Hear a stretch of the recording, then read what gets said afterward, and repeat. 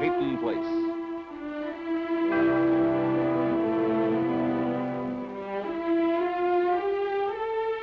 Starring Dorothy Malone as Constance Mackenzie, Ed Nelson as Michael Rossi, Mia Farrow as Allison Mackenzie, Ryan O'Neill as Rodney Harrington, Barbara Parkins as Betty Anderson, Tim O'Connor as Elliot Carson, Christopher Connolly as Norman Harrington.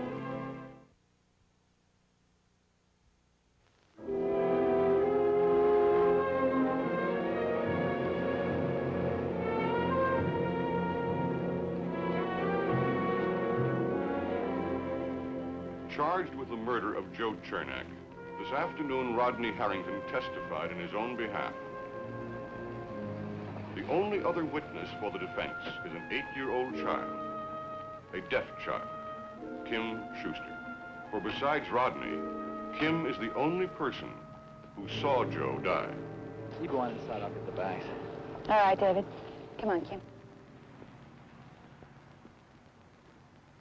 Hello, Mrs. Shuster. Hello, Rodney. Hello, Stephen. Mrs. Shuster, I want you to know I appreciate you bringing Kim back for the trial. Really? We had no choice. We didn't either, Mrs. Shuster. Anyway, thank you. How's Kim doing? Are you asking me, Rodney, if she's emotionally stable enough now to go back into that courtroom? Because I don't know.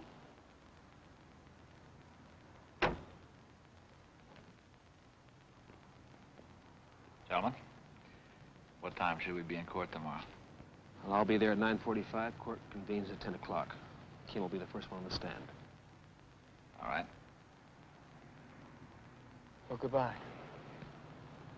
Goodbye.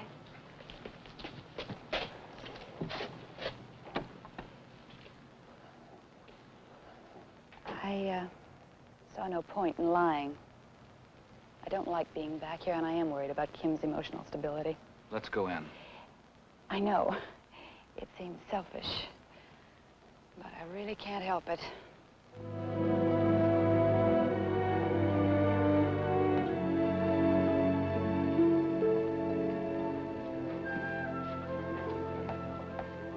Mr. Court? Call me, please. Well, what do you say, Counselor? I think I blew it. And I kept saying to myself, shut up, Harrington, and then I'd hear myself going to another harangue about what a noble Boy Scout I was. Was I really as bad as I thought I was? No. You used rotten grammar, ineffective language.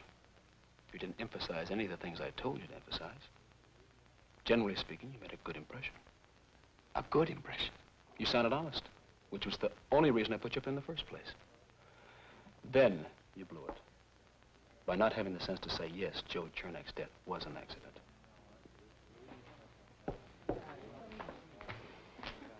Thanks, Bo. You're welcome. What do you think the chances are that Kim saw Joe throw the block and tackle? I don't know. Well, don't you think you better find out? I mean, isn't that why we're putting her on the stand, to prove that Joe started the fight? She's the only eyewitness, Rod. That's why we're putting her on the stand. Now, whatever she has to say should be said. If it's to our advantage, fine. And if it's not? Well, she's all there is between you and the verdict. We have to. Thanks. You know, it's not the most reassuring thing in the world to know that your life is in the hands of a child. An 8-year-old child.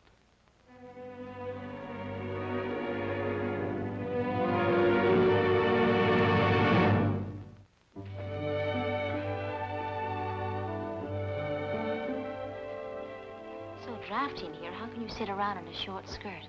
My eyes are tired. I'm cold. No, my eyes aren't tired. I'm just bored. I'm just cold. Well, I'll trade you.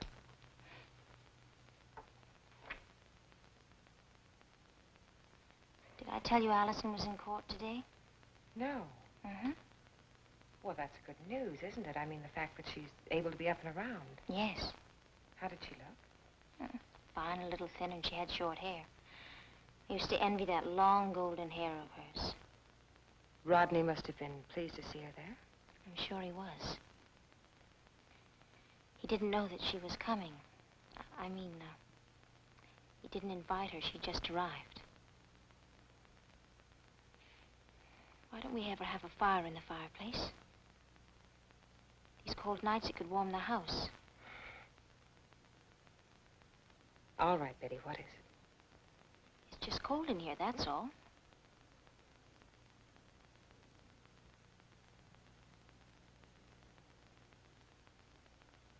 When I walked into the courtroom today, Allison was sitting there. She turned around and she looked at me. Made me feel like I was an intruder.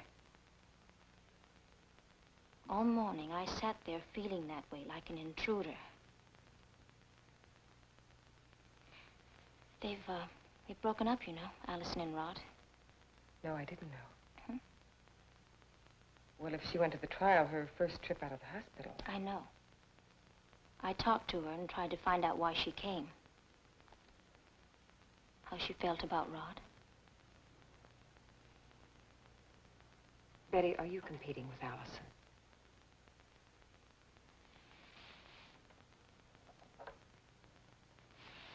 It bothers me. Because I know how Stephen feels about me. And I like him very much. But how about a cup of hot chocolate? I went to Rod's room at the inn a couple of days ago. It was his birthday and I bought him a silly gift. A yachting cap. I had no business going there, I know. I knew you'd been there. Rod's father told me. Don't I get lecture number 14? I don't give that lecture anymore. No, I've decided my daughter is an adult. A beautiful young adult. A mixed-up young adult? No more lecture number 14, Betty. Mother, I can't seem to help myself anymore. I can't help feeling the way I do about Rod. And then when I'm with Stephen, and... Betty, honey, I know how you feel, but don't you see I can't help? Listen, it's your decision now.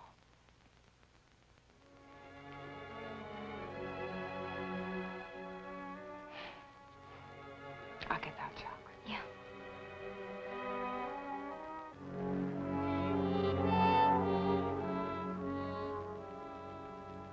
I am trying to understand what you feel.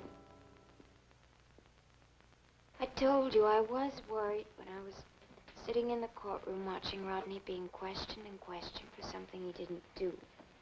But then I'd feel that way about any friend who was in that predicament. You felt nothing more, nothing special because it was Rodney? No. Felt nothing special because you know that Rodney loved you and you want to return that love? No. No. All right, then why were you crying after you visited Norman and Rita? I was tired. But you were crying.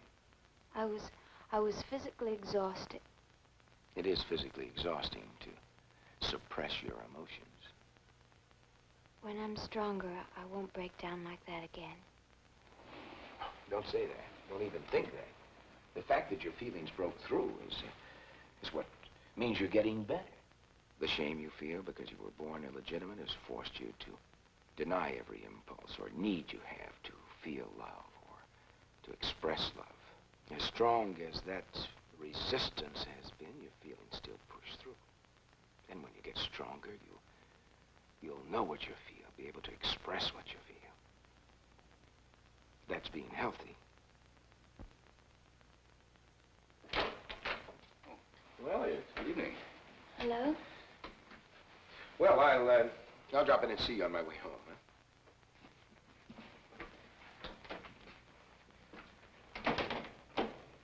Well, how are you feeling?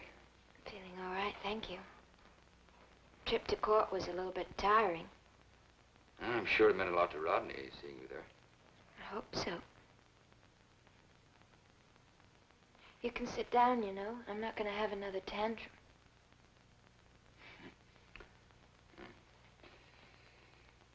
You know, I had a long preamble prepared for this talk. Well, it all boils down to one thing. Your mother and I want you to come home. Very much.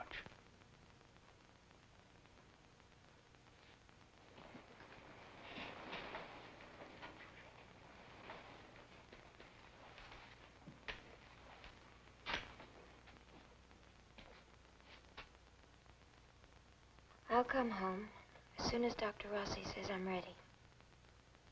Allison. No, wait, you better let me finish. I'll go home, and I'll stay there until I'm well. And then I have to leave Peyton Place. When did you decide this? I've been thinking about it. Where are you thinking of going? And I don't really know. Maybe New York, maybe college. Why? The baby? No, of course not. I'm happy about your baby. It's something I should have done a long time ago, when you and Mother first got married. You're very young for this kind of a move.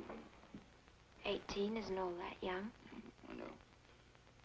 You're not doing this just to punish your mother and me for something that happened. No, I'm not.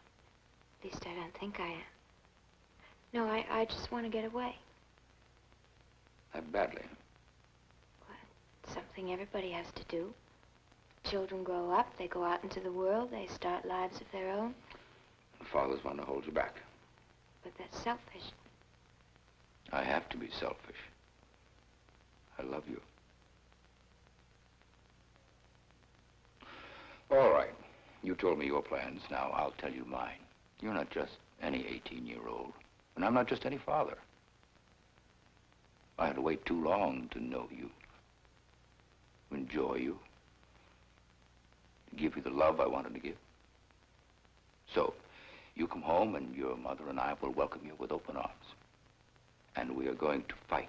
I don't want to fight anymore. It's not the kind of fighting that you're thinking of. This is something much tougher.